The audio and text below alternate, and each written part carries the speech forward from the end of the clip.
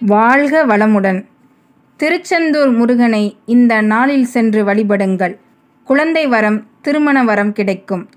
குழந்தை வரம் வேண்டுபவர்கள் முருகனுக்கு சஷ்டி திதியில் விரதம் இருப்பதையும், மகா கந்த சஷ்டி சமயத்தில் திருச்செந்தூர் சென்று விரதம் இருந்து வழிபடுவதையும் பார்த்திருக்கிறோம். திருச்செந்தூர் முருகனை வழிபட்டால் குழந்தை வரம் கிடைக்கும் என்பது அனைவருக்கும் தெரியும். ஆனால் எந்த நாளில், எந்த நேரத்தில் சென்று, எந்த முறையில் வழிபட்டால் கண்டிப்பாக குழந்தை வரம் கிடைக்கும் என்பதனை பற்றி இந்த ஆன்மீக பதிவின் மூலம் அறிந்து கொள்ளலாம். முருகப்பெருமானின் அருளால் குழந்தை வரமும் திருமண வரமும் வேண்டுபவர்கள் இந்த முறையில் திருச்செந்தூர் சென்று முருகப்பெருமானை வழிபட்டால் நிச்சயம் கைமேல் பலன் கிடைக்கும். இது பலருக்கும் பலன் கொடுத்த சக்தி வாய்ந்த வழிபாடு ஆகும். முருகனுக்கு விரதம் இருந்து இருப்பதுடன் இந்த வழிபாட்டினை செய்வதும் வேண்டிய வரத்தை பெறுவதற்கு மிக சிறந்த வழியாக இருக்கும். எந்த பிரச்சனை என்றாலும் முருகனை வழிபட்டால் அது காணாமல் போய்விடும் என்பார்கள்.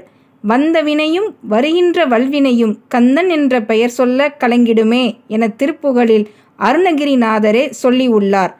முருகப்பெருமான் கோவில்களில் மிகவும் புகழ்பெற்ற தலங்களில் ஒன்றான திருச்செந்தூருக்கு ஒரு குறிப்பிட்ட நாளில் சென்று குறிப்பிட்ட முறையில் வழிபட்டால் குழந்தை வரம், திருமண வரம் நிச்சயம் கிடைக்கும்.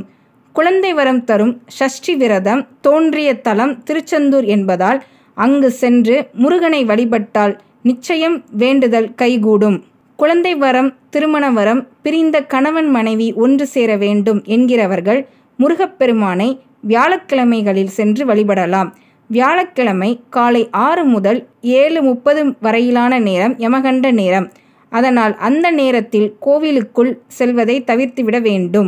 அன்றைய தினம் காலை 11 மணி முதல் 12 மணிக்குள்ளான நேரம், பகல் 1 முதல் 2 மணி வரையிலான நேரம், இரவு 8 முதல் 9 மணி வரையிலான நேரம் ஆகிய நேரங்களில் ஏதாவது ஒரு நேரத்தில் சென்று தரிசிக்கலாம். இந்த நேரத்தில் முருகன் சன்னதிக்கு சென்று திரிசதி அர்ச்சனை செய்ய வேண்டும். திரிசதி அர்ச்சனை என்றால் என்ன? திரிசதி அர்ச்சனை என்பது முருகப்பெருமானுக்கு 300 அஷ்டோத்திரம் படித்து செய்யப்படும் அர்ச்சனையாகும். முருகப்பெருமானுக்கு செய்யப்படும் மிகவும் சக்தி வாய்ந்த அர்ச்சனை இதுவாகும். இந்த அர்ச்சனையானது செவ்வரளி, வெள்ளை அரளி, மல்லிகை, மரிக்கொழுந்து, செண்பகப்பூ ஆகிய 5 வகை மலர்களால் முருகனுக்கு அர்ச்சனை செய்யப்படும். அர்ச்சனைக்கான பூக்களை நீங்களே உங்கள் கைகளால் வாங்கி கொடுத்து செய்ய சொல்வது சிறப்பு. முருகப்பெருமானுக்கு நெய்வேத்தியமாக 1 கிலோ எலுமிச்சை சாதம் படைத்து அதை கோவிலுக்கு வருபவர்களுக்கு உங்கள் கைகளால் கொடுக்க வேண்டும். திருமணம் தடை நீங்க பரிகாரம். அர்ச்சனை செய்த பிறகு யாராவது தம்பதிகள் இருந்தால் அவர்களை அழைத்து கிழக்கு முகமாக அமர வைக்க வேண்டும். ஒரு தட்டில் பெண்ணுக்கு வெற்றிலை பாக்கு, தேங்காய், பழம், ஒரு புடவை, ரவிக்கை துணி, மஞ்சள், குங்குமம், தாலி சரடு, வளையல், கண்ணாடி, பொட்டு ஆகியவற்றை வைக்க வேண்டும். மற்றொரு தட்டில் ஆணுக்கு தேங்காய், பழம், வெற்றிலை பாக்கு, வேஷ்டி துண்டு அல்லது வேஷ்டி சட்டை வைக்க வேண்டும். பிறகு இருவருக்கும் நலுங்கிட்டு ரோஜா மாலை தவிர்த்து மற்ற மல்லிகை அல்லது சம்மங்கி மாலை ஏதாவது வாங்கி கொடுத்து இருவரையும் மாற்றிக்கொள்ள சொல்லுங்கள். அதற்கு பிறகு அந்த மாலையை உங்கள் கழுத்தில் போட சொல்லுங்கள். அந்த மாலையுடன் அவர்கள் இருவரின் கால்களிலும் விழுந்து ஆசீர்வாதம் பெறுங்கள். உங்களுக்கு விரைவில் திருமணம் நடைபெற வேண்டும் என சொல்லி ஆசீர்வாதம் செய்ய சொல்லுங்கள். அந்த மாலையை வீட்டிற்கு எடுத்து வந்து பூஜை அறையில் ஒரு தட்டில் 48 நாட்கள் வைத்து விடுங்கள். பிறகு அந்த மாலையை நீர்நிலைகளில் விட்டுவிடுங்கள். அந்த 48 நாட்களுக்குள் உங்களுக்கு திருமணம் கூடி வரும் அல்லது அடுத்த 3 மாதங்களுக்குள் திருமண யோகம் கூடி வரும். குழந்தை பிறக்க பரிகாரம்.